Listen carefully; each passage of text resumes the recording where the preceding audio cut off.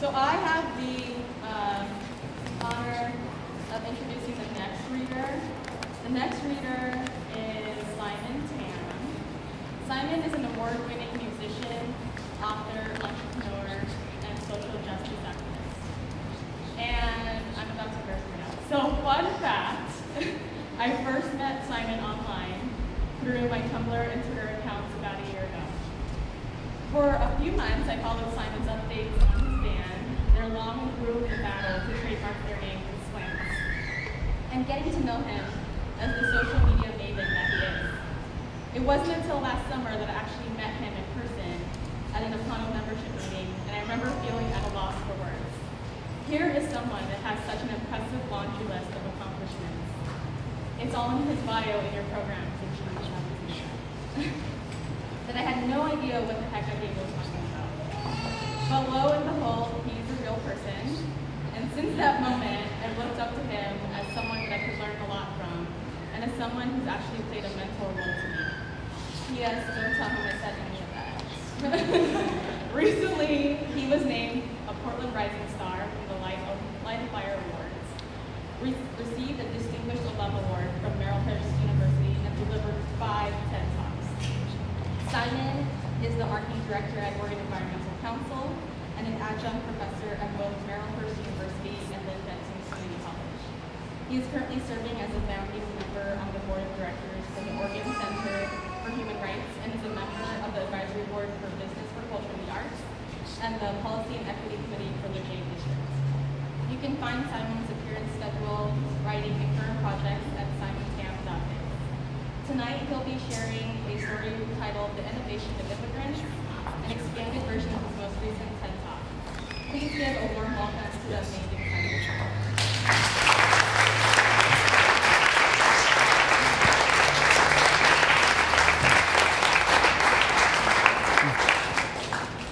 Hi, how's it going? I'm gonna raise this up again. Okay, so as mentioned, this is based on an essay I wrote called The Innovation of Immigrants. So we Americans love a good story, especially when it involves an underdog who has to defeat unimaginable difficulties or foes to reach their goal. We see this framework in countless movies, books, and songs. They're popular because we like to see ourselves in them. We yearn for that connection. And in fact, I would say there's a connection in their struggle with our struggle. Yet, if we really want to learn from the hero who overcomes their hurdles, we don't have to look that far. We could find that great story in our own households, in our own communities. My proposition to you tonight is that we seek the innovation of immigrants. Now, growing up, I was responsible for bringing in the mail into the house. I would sort through it for the whole family. Well, one day, my father's union newsletter came in, and I remember browsing through stories of strangers, reading about possible changes and benefits, and a whole bunch of other extremely boring stuff, at least to my 12-year-old self. But, the reality is that same stuff would be extremely boring to my 34-year-old self, too, so. As I was closing it, though, I remember looking at the back page, and something caught my eye. It was a picture of my dad standing with several employees from our family's restaurant, and it turned out to be an entire story about him. And while the focus of the piece was about how he balanced owning a restaurant in addition to working at the produce section at Albertsons, it also gave a glimpse of his incredible backstory to the United States. It was something that I had never heard before. And in that moment, I realized that some of my dad's coworkers knew him in a way that I had not, even though I grew up with him and knew him my entire life. So I started pestering him with questions. Whenever I asked him questions about his childhood or about moving to the US, though, his response was always the same. I'll tell you later. What turns out later would be almost another 20 years before I would hear the rest of his story. So as a kid, I thought my dad was kind of famous. He was featured on the front cover of a culinary magazine, and it seemed like people knew him everywhere we went in town. They saw him as this incredible chef, as an innovator, as a community leader, as an entrepreneur. The ironic thing is that even though my dad owned 2 successful restaurants and a couple other business investments, I never really saw him as this entrepreneur. He was simply my dad, the guy who would bring down the house at karaoke parties. Now, I didn't have what many would consider to be kind of the typical young adult life. From early elementary school to high school, I spent most of my time working at my parents' restaurant, either doing homework, busting tables, taking orders, or that sort of thing. When I was 13, I started my first business. It was a music production and promotions company called SVG Records. At 19, I opened up a vintage clothing shop with my best friend in historic Old Town Temecula. It was called the Populix, and it was perfect. Well, during that same time period, I was actually running a nonprofit that did outreach in multiple countries. I started a photography business using the vintage clothing store as my office. I was also attending college full-time. And whenever I was asked how or why I did all those things at the same time, I almost always told the same story, that I was given this book called Developing the Leader Within You, that it completely changed my perspective in terms of self-development and community outreach.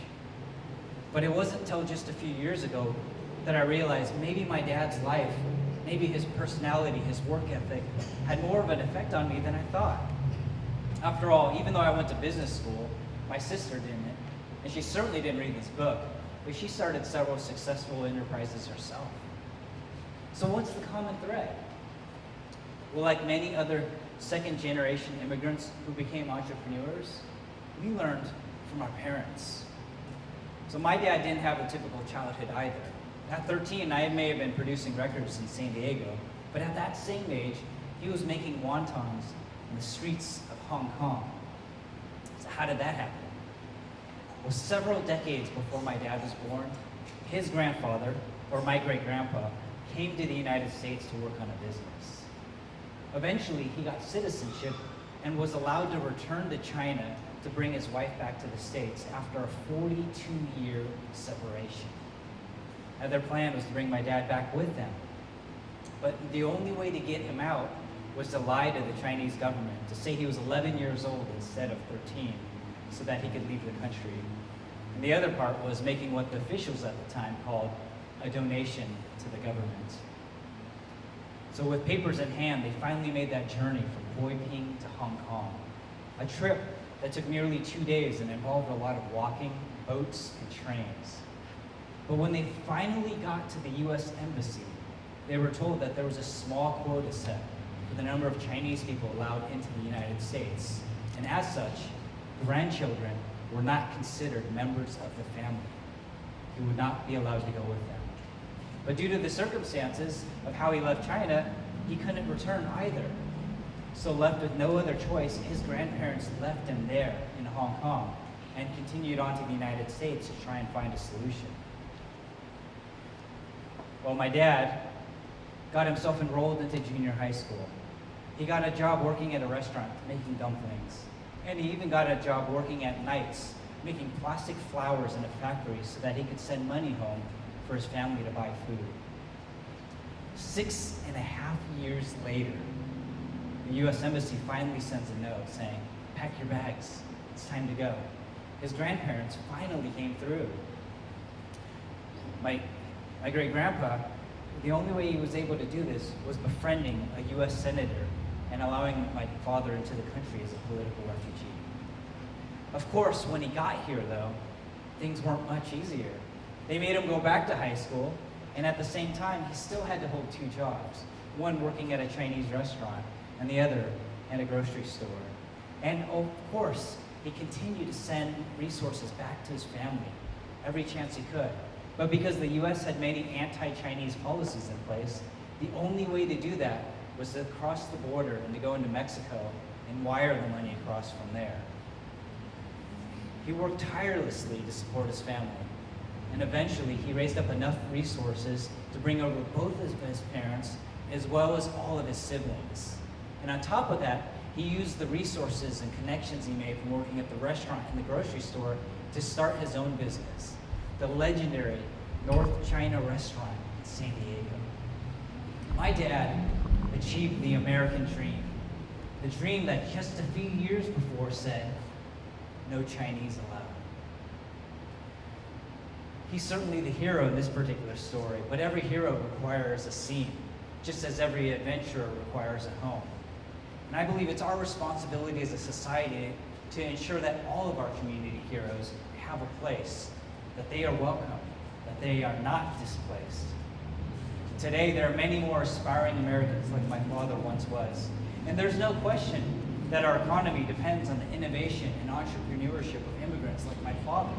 The problem is, nobody ever really talks about it. My undergraduate, as well as my MBA program, we spent a lot of time researching and talking about what drives innovation. We'd read dozens and dozens of books and articles talking about things like work processes or having a big vision or incentivizing creativity. Most of them would profile really big corporations like Google or 3M saying, hey, these companies dedicate up to 20% of employees' time just for exploring new projects and ideas. But there was never any mention about the innovation of immigrants.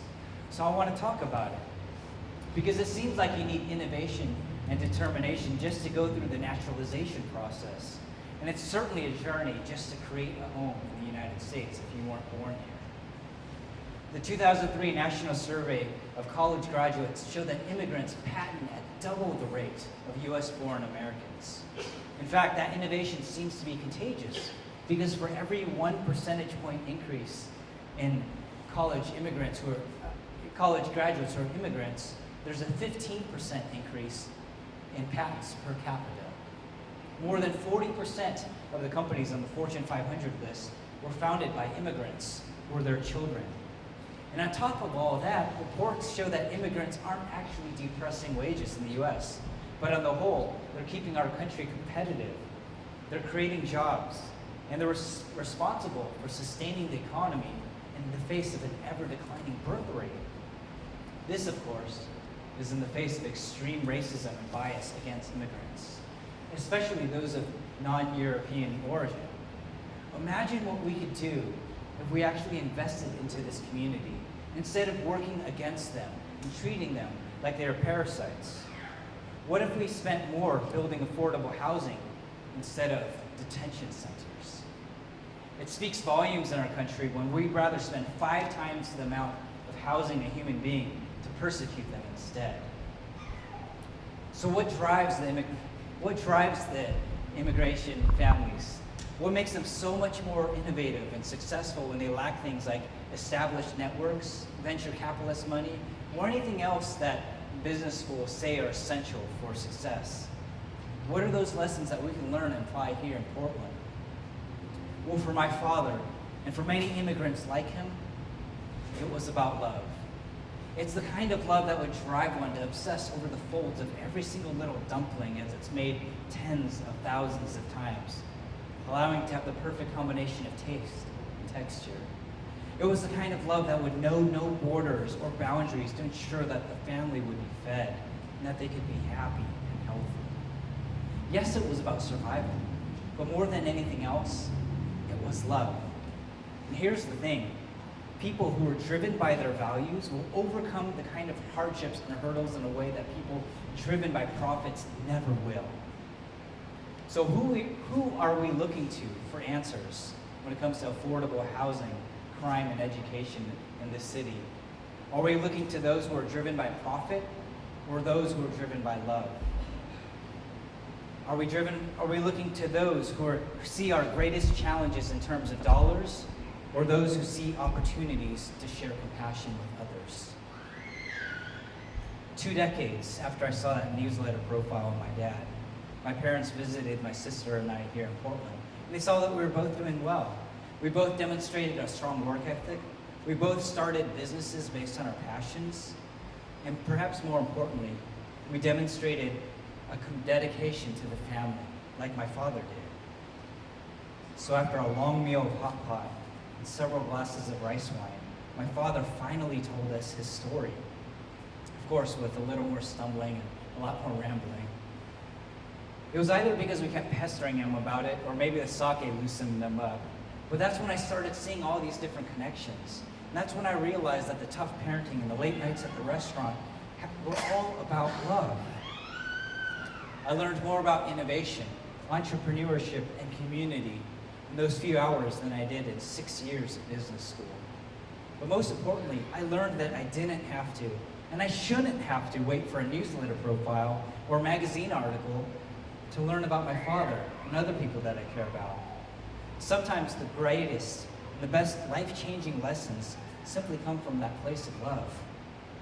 The best answers that we have for addressing displacement will come from those who have been displaced. The greatest innovations for dealing with seemingly impossible situations will come from those who have already overcome impossible odds to provide for their communities. All we have to do is ask. And of course, a little wine doesn't hurt either. Thank you.